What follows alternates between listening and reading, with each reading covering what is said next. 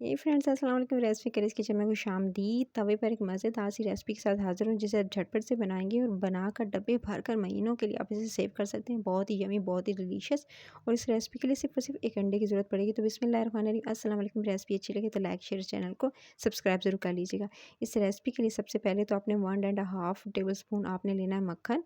मक्खन के अंदर आप शामिल कीजिएगा चीनी। अच्छा, चीनी की जो मकदार है वो आपने ले लेनी है तकरीबन आधा कप, जो है वो मेजरिंग कप के हिसाब से आप चीनी ले लीजिएगा। ये आधा कप है मेरे पास मेजरिंग कप का, तो मैंने इसके अंदर शामिल किया है। उसके बाद चीनी और उसके साथ जो मक्खन था वो आपने बहुत अच्छे से मिक्स कर लेना है। अच्छा, चीनी और मक्खन को तकरीबन आपने 2 से 3 मिनट अच्छे से मिक्स करेंगे। अगर आप जो है चाहें तो इसको आप बीटर या हैंड विस्कर की मदद से भी मिक्स कर सकते हैं।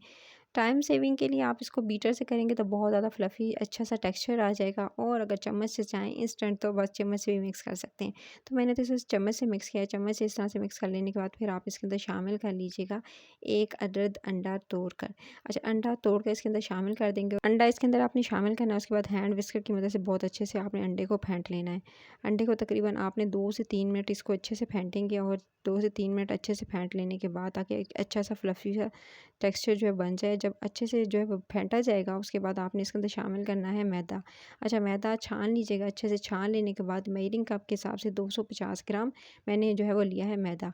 तो 1 कप जो है वो आपने ले लेना है मेजरिंग कप के हिसाब से आपने मैदे को, और उसको छान के इसके अंदर शामिल कर देना है। फिर आपने लेना है कॉर्नफ्लावर, या आप ले लीजिएगा इसकी जगह अगर कॉर्नफ्लावर नहीं है तो चावलों का आटा। तो मैंने आधा प्याली यानी आधा कप मेजरिंग के हिसाब से, जो मेजरिंग कप है उसके हिसाब से डाला है। अगर मेजरिंग कप ना हो तो प्याली के हिसाब से आधी प्याली या 2 से 3 टेबलस्पून भरकर आप चावलों का आटा या कॉर्नफ्लावर इस्तेमाल कीजिएगा। उसके बाद आपने इसके अंदर जो है तकरीबन आधा टीस्पून से भी कम 2 चुटकी नमक, और साथ में आधा टीस्पून आप इसके अंदर जो है बेकिंग जो है पाउडर इस्तेमाल कीजिएगा। फिर उसके बाद आपने इसके अंदर शामिल कर देना सफ़ेद ज़ीरा। सफ़ेद ज़ीरा 2 टेबलस्पून में भर कर इसके अंदर शामिल कर रही हूँ। तमाम चीज़ों को पहले बहुत अच्छे से आप मिक्स कर लेंगे। चाहे तो स्पैचुला से, चम्मच से इसको बहुत अच्छे से मिक्स कर लीजिएगा ताकि एक अच्छे से जो है वो एक जगह इकट्ठा हो जाए सारा मिक्सचर। मिक्सचर को अच्छे से इकट्ठा कर लेने के बाद फिर जी बारी आती है इसको अच्छे से आपने गूँदना है। जिस तरह से डो गूँदी जाती है इसको गूँदेंगे। इसके अंदर दूध वगैरह शामिल करने की ज़रूरत नहीं है। सिंपली आप इसी तरह से गूँदेंगे जिस तरह से मैं गूँध रही हूँ, बगैर पानी व बगैर दूध वगैरह ऐड किए, ना ही इसके अंदर कोई तेल वगैरह ऐड करना है। तो इस तरह से एक डो गूँध लेंगे, ना ज़्यादा सख्त ना ही ज़्यादा सॉफ्ट होगी ये डो। तो इसको गूँध लेने के बाद फिर जी आपने इसे 2 हिस्सों में डिवाइड कर लेना है, और उसके बाद आपने इसको अच्छे से बेलना है। अच्छा, इसको बिल्कुल बारीक नहीं बेलना है, इसकी 1 इंच मोटाई रखेंगे। और जब इसको बेलेंगे इस तरह से बेल लेने के बाद फिर आपने इसकी कटिंग करनी है। अच्छा, इसकी कटिंग की बारी आती है तो आपने इसको कट इस तरह से करना है कि आप जो है वो इसकी साइडें जो है वो अच्छे से छुरी की मदद से काट लीजिएगा। और इसको इस तरह से जो साइड है वो आपने कटिंग करते जाएंगे, और एक जो है एक सेट कर लेंगे चौकोर, यानी हिस्सा इस तरह से बना लेंगे। भी आप देखिएगा जिस तरह से मैं कट करूँगी तो साइडों के हिस्से को आपने ज़ाया नहीं करना है। इस हिस्से को दोबारा से इकट्ठा करके दोबारा से बेल कर, जिस तरह से ये बेला है इसी तरह से बेल कर 1 इंच की मोटाई रख कर आप दोबारा से बनाते जाएंगे। तो इस तरह से कट करने के बाद फिर आपने इस तरह से इसकी कटिंग करनी है। इक्वली जो है वो आप इसे डिवाइड कर लीजिएगा, और इस तरह से लंबी स्ट्रिप्स में काट लेने के बाद पहले इस तरह से लंबाई में से कट करेंगे। जिस तरह से मैं काट रही हूँ इस तरह से आप काटिएगा, और उसके बाद आपने इसको अच्छे से जो है वो दरमियान से कट कर लेंगे। फिर दरमियान से इस तरह से कि ताकि ऊपर और नीचे इक्वल जो है वो सेट हो जाए। तो इस तरह से इक्वली सेट कर लेने के बाद इसे कटिंग करके साइडों को, एजिस को भी इस तरह से आप जो है वो थोड़ा सा जिग जैग जो है वो कटिंग इसकी कर लेंगे। और जो है वो जितना भी जो बैटर है उसको ज़ाया, मैंने आपको बार बार कहा है कि ज़ाया नहीं करना, इसको इकट्ठा कर लेंगे। दोबारा बेल कर दोबारा सेट कर लेंगे। तो ये देख सकते हैं, अभी मैं आपको दिखाती हूँ कितनी इंच की मोटाई रखी थी मैंने इसको बेलते वक्त। तो ये देख सकते हैं कुछ इस तरह से मैंने इसे कटिंग की है और इतना मोटा रखा है, ये देख सकते हैं। अब आपने बारी आती है कि सारे के सारे को बेल कर कटिंग करके उसके बाद ये देख सकते हैं काफ़ी ज़्यादा ये जो है मैंने बना लिए थे। और 1-1 इंच की मोटाई से बनाने हैं, बिल्कुल बारीक स्ट्रिप्स की तरह नहीं रखने हैं।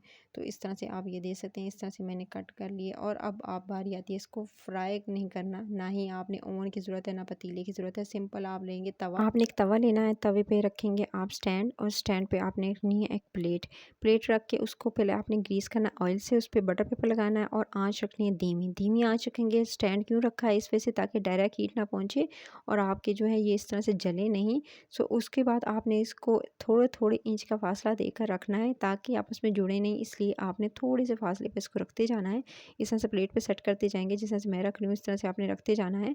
और रख लेने के बाद फिर आपने हल्की धीमी आँच कर पहले तो तवे को गरम कीजिएगा, उसके बाद बिल्कुल आँच हल्की करके एटलीस्ट इसको आपने 10 से 12 मिनट का टाइम देना है। अगर 10 से 12 मिनट में आपको थोड़े सॉफ्ट लगें तो फिर मज़ीद आप इसको दे सकते हैं 2 से 3 मिनट एक्स्ट्रा। फिर उसके बाद आप इसे ये दे सकते हैं, परफेक्ट ये डन हो चुके थे।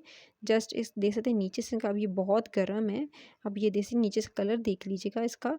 और उसके बाद अभी मैं आपको उठाकर दिखाती हूँ, ये बहुत ज़्यादा एक्सट्रीमली जो है वो कह सकते हैं कि इतने गर्म थे कि अगर आप इस स्टेज पर इसको आप जो है वो स्टोर करेंगे या डायरेक्टली किसी भी डब्बे में डाल देंगे तो इसके अंदर मॉइस्चर आ जाएगा, ये ख़राब हो जाएंगे। तो आपने इसे उतार कर डायरेक्टली जो सारे के सारे बैचेस पहले इसी तरह से रेडी कर लेने हैं। सारे के सारे इसी तरह से मैंने बेक कर लिए थे।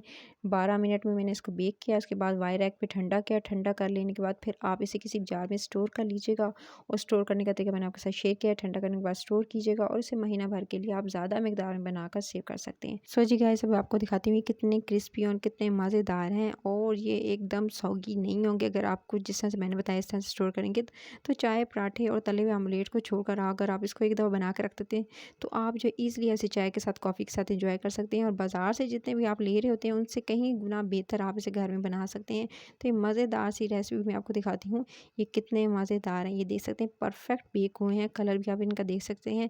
नीचे से कुछ इस तरह का कलर आया है। तो आपने इस रेसिपी को ज़रूर ट्राई करना, और रेसिपी अच्छी लगे तो बस एक ही काम करना है, रेसिपी का इस चैनल को सब्सक्राइब, वीडियो को लाइक और शेयर ज़रूर कर लीजिएगा मज़े मज़े की रेसिपीज़ के लिए। तो आपने जो है वो ज़रूर इसको ट्राई करना है, और बेकिंग टाइम भी मैंने आपके साथ शेयर कर दिया, उतने ही टाइम के लिए आपने इसको बेक करना है। इस रेसिपी को ज़रूर ट्राई करते हुए अपना ख्याल रखिए। टिल द नेक्स्ट वीडियो मिलती हूँ। Take care.